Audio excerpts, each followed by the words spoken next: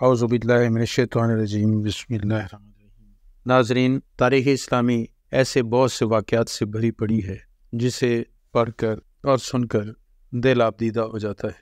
آج ہم باعثت انسان سب کو رنگ، نسل اور حسب نسب پر پرکھنے کی کوشش کرتے ہیں اور اسی بات پر اتراتے بھی اور فخر بھی کرتے ہیں، لیکن اگر ہم تاریخ اسلامی کا مطالعہ کریں تو ہمیں ایسے بہت سے واقعات ملتے ہیں جو ان تمام بتوں کی نفی کرتے ہوئے نظر آتے ہیں۔ صحابہ کی محفل جاری تھی۔ حضرت ابو ذر غفاری رضی اللہ تعالیٰ عنہ اور حضرت بلال رضی اللہ تعالیٰ عنہ کے درمیان کسی معاملے پر بحث چھڑ گئی۔ حضرت ابو ذر غفاری رضی اللہ تعالیٰ عنہ کو حضرت بلال رضی اللہ تعالیٰ عنہ کا لہجہ برا لگا۔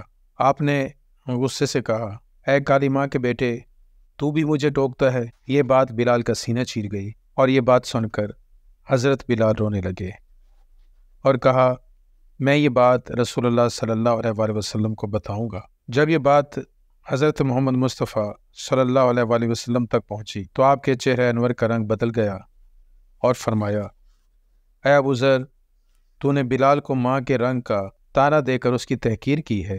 تیرے اندر ابھی تک جاہلیت موجود ہے۔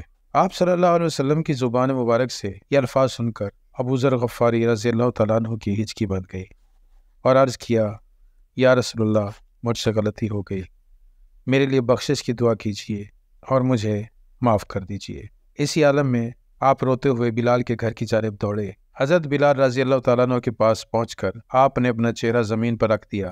آپ روتے بھی جاتے تھے اور کہتے بھی جاتے تھے، اللہ کی قسم، میں اپنا چہرہ اس وقت تک زمین سے نہیں اٹھاؤں گا جب تک بلال کا پاؤں اس چہرے پر نہیں پڑتا۔ اے بلال، آپ تو عزت والے ہیں اور ابو ذر ہی ذلیل ہے۔ حضرت بلال رضی اللہ تعالیٰ عنہ نے جو ہی حضرت ابو ذر غفاری رضی اللہ تعالیٰ عنہ کی بات سنی، آپ ان کی طرف لپکے اور جا کر ان کا چہرہ چوم لیا اور کہا کہ میں ایسے چہرے پر پاؤں کیسے رکھ سکتا ہوں جو رب کریم کے سامنے جھکتا ہو، اور پھر دونوں بغل گیر ہو کر دیر تک روتے رہے۔ ناظرین، کبھی ہم نے غور نہیں کیا کہ ہم کتنی دفعہ اپنے الفاظ کے نشتر سے دوسروں کی تذلیل کا سبب بنتے ہیں، کبھی فرقہ بندی کی بنیاد پر، کبھی سیاسی گروہ کی بنیاد پر، کبھی رنگ و نسل کی بنیاد پر، کبھی مالی حالت کی بنیاد پر، اور کبھی علم کی بنیاد پر، اور کبھی عمل کی بنیاد پر۔ فرمانے ربی یہ ہے کہ کسی عربی کو کسی اجمی پر، کسی گورے کو کسی کالے پر کوئی فوقیت نہیں ما سوائے تقویٰ کی۔ ناظرین، زندگی بہت مختصر ہے۔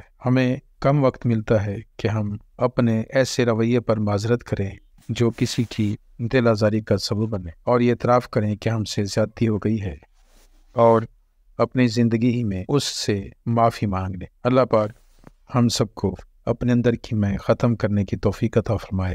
آمین ثم آمین۔ السلام علیکم ورحمۃ اللہ۔